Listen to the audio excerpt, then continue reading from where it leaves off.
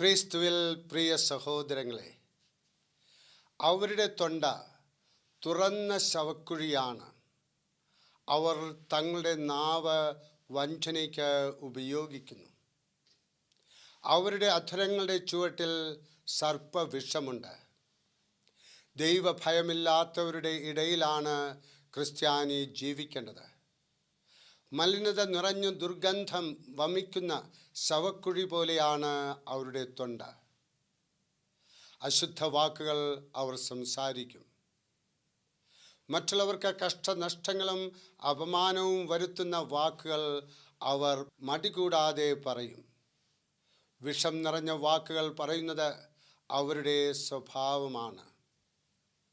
ക്രിസ്ത്യാനി അവരുടെ ഇടയിൽ അക്ഷോഭ്യനായി ജീവിക്കണം. ജീവിതത്തിൽ നിന്ന് ഓടിപ്പോകുവാൻ സാധിക്കുകയില്ലല്ലോ. ദുരാരോപണങ്ങളുടെയും ദുർവാക്കുകളുടെയും കേൾവിയിൽ ക്രിസ്ത്യാനി കുലുങ്ങരുത്. ക്രിസ്തീയ ഭക്തന്മാരെല്ലാം ആരോപണ വിധേയരായിട്ടുണ്ട്.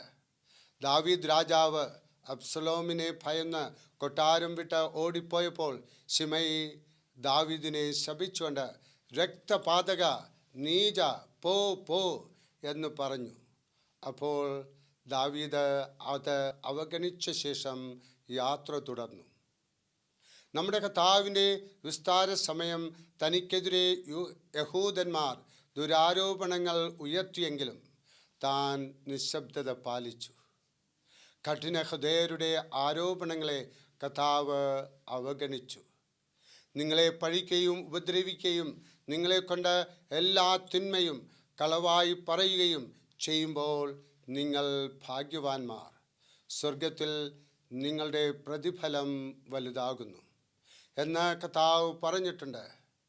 ദൈവം നമ്മോടുകൂടെ ഉണ്ടെങ്കിൽ നമ്മെപ്പറ്റി പറയുന്ന സകല ആരോപണങ്ങളും ദൈവം ആദ്യം കേൾക്കുന്നു.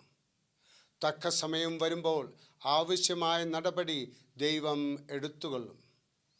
ദുർബുദ്ധികളായ ചിലർ ദാനിയേലിനെതിരായി ദുരാരോപണങ്ങൾ രാജാവിനെ അറിയിച്ചു.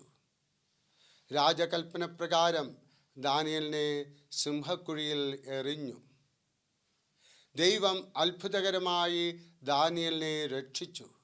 നമുക്കെതിരെയുണ്ടാകുന്ന ദുരാരോപണങ്ങൾ നമ്മെ കലുഷിതരാക്കരുത്. ക്രിസ്ത്യാനി ദുരാരോപണങ്ങൾ കേട്ടേക്കാം, എന്നാൽ അവൻ്റെ നാവ് ശുദ്ധമായിരിക്കും. കർത്താവായ ഈശോയുടെ പ്രബോധനങ്ങൾ നമ്മുടെ ജീവിതത്തിൽ വന്ന് നിറയട്ടെ. നമ്മൾ ഓരോരുത്തരും കർത്താവിൻ്റെ നിർദ്ദേശങ്ങൾ അനുസരിച്ചുകൊണ്ട് ജീവിക്കുന്നവരായി മാറട്ടെ. അതിനുള്ള കൃപ നമുക്ക് ലഭിക്കട്ടെ. IMS അമ്മയുടെ അനുഗ്രഹം നിങ്ങളുടെ മേൽ ഉണ്ടായിരിക്കും. ആമേൻ.